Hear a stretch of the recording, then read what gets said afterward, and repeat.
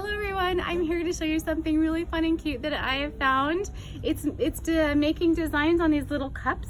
These are little 4-ounce cups that are espresso cups usually, but I've taken them and decorated them. We have a free pattern here that you can come get. And you sell the cups? And we sell the cups. I've got them in little 5-pack, 10-pack, or 25-pack.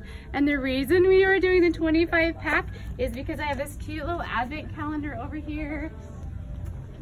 Not really calendar, but little cups that they can open, one for every day, the 25 days of Christmas. I would want a truffle in each one of mine.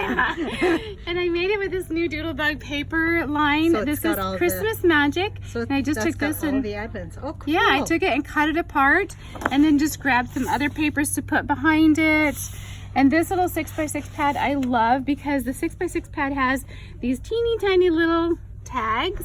And then the top of it, I punched out the little paper that's like the big paper, but it's little from the 6x6. So I kind of combined all of that together to make this a really fun advent.